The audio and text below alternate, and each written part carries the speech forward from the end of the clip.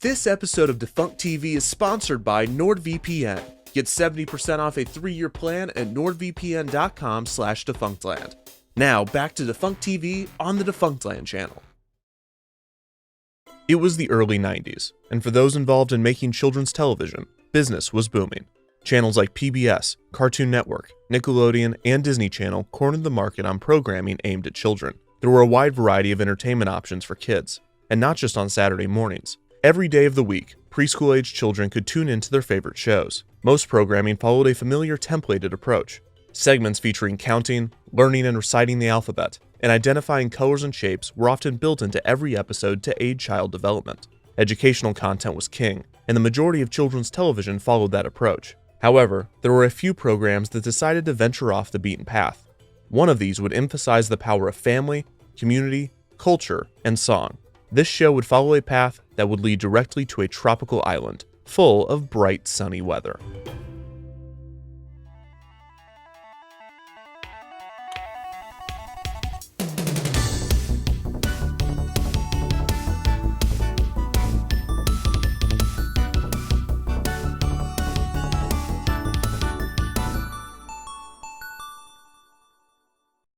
Ron Days was born in 1960 on St. Helena Island, one of the many sea islands dotting the coast of South Carolina. These islands were largely populated with descendants of West African slaves. These people developed a distinct and rich culture, identifying themselves as Gullah Geechee. The culture included a distinct Creole language, as well as traditions and songs stemming from West African roots. Growing up, it was a culture that Ron Days actively wanted to escape. It was common for many children growing up on the island to be taught that in order to succeed, they would need to hide aspects of their Gullah Geechee upbringing. For Ron, that meant changing his distinct and melodic way of speaking. Gullah Geechee had developed a language that Ron, at the time, considered to be riddled with broken English. Unique words and phrases that Sea Islanders used were not easily understood by the rest of society. When Ron attended Hampton University in Virginia, he hoped to avoid the stereotypes that often plagued his people. Fearing that his dialect would betray him and label him as uneducated, he tried to hide his origins. But Ron soon learned that he was unmistakably Gullah Geechee. It set him apart from the crowd and made him stand out in a way that he would come to realize was important to who he was. Natalie Eldridge was born in 1961 in Rochester, New York. When she was in her early 20s, she took a bus down to South Carolina to visit her extended family and help care for her ailing grandmother. Although having never visited before, Natalie instantly felt connected to the coastal region. While attending a local church service, she met one of the members of the choir, Ron Days. Their connection was immediate. Both had a penchant for singing and performing, and their friendship quickly blossomed into a romance. Around this time, Ron was just beginning to dive headfirst into embracing his heritage. For him, Gullah Geechee culture was no longer something to be embarrassed about. Instead, it was an important aspect of American history that needed to be celebrated and remembered. He was even working on his first novel, to be titled Reminiscences of Sea Island Heritage, Legacy of Freedmen on St. Helena Island. Ron was on a mission to document and preserve the history of his island culture and people, and his new partner Natalie was fully on board to help spread the word. The couple soon married in 1985. From early on in their relationship, both Ron and Natalie found that they harmonized well together. The pair formed a duo that specialized in songs and storytelling rooted in Gullah Geechee tradition. Although Natalie was not connected to the culture in the same way that Ron was, she quickly became educated in it. The Dayses started out by telling stories and singing songs for their families and friends, but it wasn't long until the duo began performing for larger audiences. When Ron decided to adapt his recently published book into a live show that he and Natalie could perform, the couple quit their jobs and took their act on the road. The program was called Sea Island Montage. Their focus was on spreading Gullah Geechee awareness and preservation primarily through song and storytelling. Performing across the U.S., both Ron and Natalie were recognized for their talents and their cultural awareness mission. They were natural-born storytellers, and people seemed eager to learn more about the Gullah Geechee. In 1989, the Days came across a novelist named Gloria Naylor. Naylor had written a book about the Gullah Geechee people and their community, and she was in the midst of adapting it into a screenplay. After Natalie Days connected with her, she was invited to a dinner date with the novelist and her television producer friend, Maria Perez.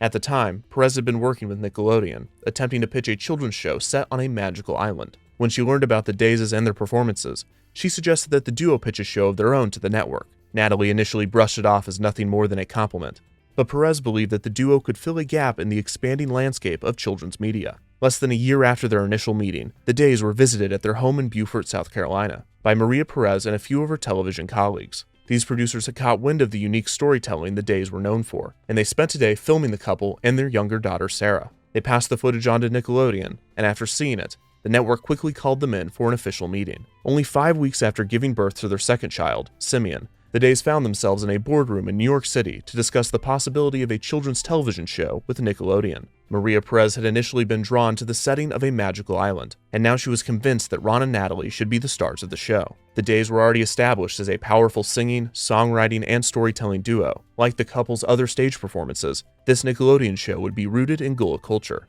They now had the opportunity to take their passion for their culture and share it on an even bigger scale. It didn't take much persuasion for Nickelodeon to greenlight production on Gullah Gullah Island. Both Ron and Natalie were attached to star and serve as creative consultants on the program, which went into production almost immediately. Gullah Gullah Island took place on a fictional island, although the real Gullah culture served as the backdrop. Come and let's play together in the bright sunny weather. Let's all go to Gullah Gullah Island. Gullah Gullah Island. Ron and Natalie Days portrayed Ron and Natalie Alston, and their TV family consisted of child actors Vanessa Baden and James Edward Coleman II. James would play Ron and Natalie's son, and Vanessa would play their niece. Other cast members included the Days' own children, Simeon and Sarah. Most of the actors kept their first names for their characters. Adding fantasy to the show was the Alston family's yellow and orange speckled pollywog friend, Binya Binya, portrayed in costume by actor Philip D. Garcia. Binya is the Gullah word for an island native, meaning been here a long time. Together, they lived on the fictional Gullah Gullah Island in a colorful house. With a large audience of children soon to be watching their show, the Days were intent on portraying their culture in an authentic and positive light. Well, I dressed my dolls like people from Africa. It's pretty cool the way the head wrap matches the clothes. Well, a lot of people from Africa wrap their heads in the same fabric they use to make their clothing. The head wrap is called a gele. Gullah Gullah Island premiered on Nickelodeon on October 24th, 1994. The 22-minute episodes taught valuable life lessons, with each episode focusing on one story. Topics range from how to take care of plants and animals to how to deal with complex emotions like jealousy. It was common for the characters to sing a song about the episode's theme. That's the way it is, you see, with friends and family.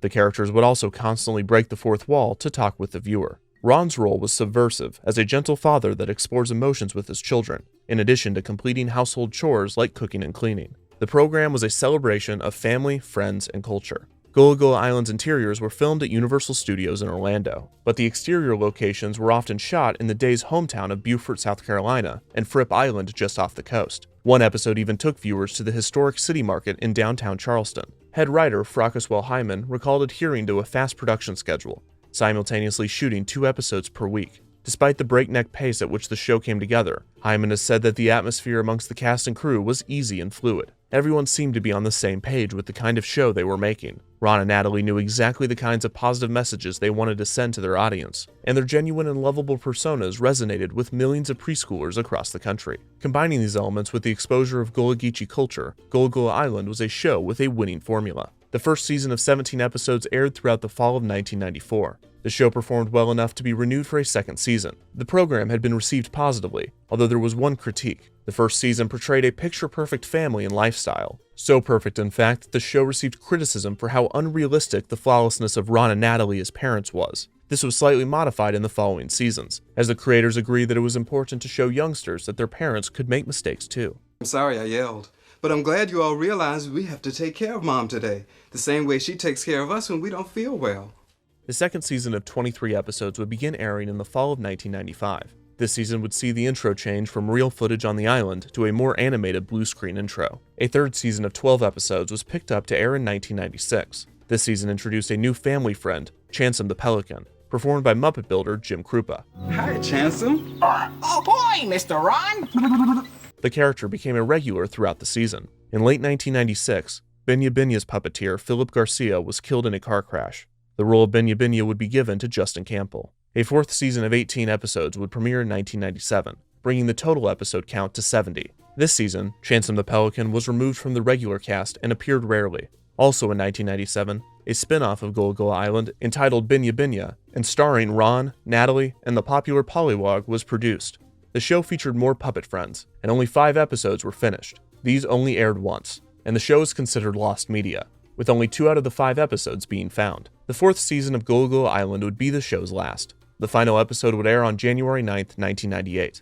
After production had ended, Ron, Natalie, and Binya Binya would hit the road on an incredible 34-stop Gullah Gullah Island live tour, while the Gullah Gullah Island TV show continued in reruns. Gullah Gullah Island merchandise was hugely popular during this time, with CDs and cassette tapes of the show's infectious songs and books that continued the Alston family's adventures on the island. Reruns of the show would continue to air throughout the 2000s. All of the episodes are still available for viewing through Noggin's subscription service.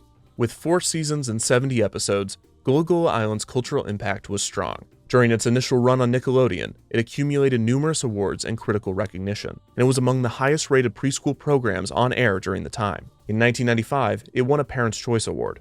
It was also nominated for 4 NAACP awards, as well as a Daytime Emmy Award in 1997. After the show ended, Ron Days felt pigeonholed into doing children's entertainment, and had difficulty finding work immediately after. While the Days were exceptional singers and storytellers, their market was never specifically children. Their goal had always been first and foremost to educate about Gullah Geechee culture, a mission they still work on today, and the work they did on Gullah Gullah Island is still paying off. Even now, the couple is regularly thanked by young adults who had grown up watching the show, which taught them life lessons and educated them on a culture different than their own. More than just learning about Gullah Geechee culture specifically, the show provided a template in the minds of a generation for understanding and appreciating cultural differences in a deeper way than most other children's entertainment had. Gullah Geechee culture was a part of Ron that he initially believed that he would have to hide, but along with Natalie, he soon found that it was something beautiful worth preserving and celebrating. And with Gullah Gullah Island, millions of children and their parents learned how to celebrate it with them.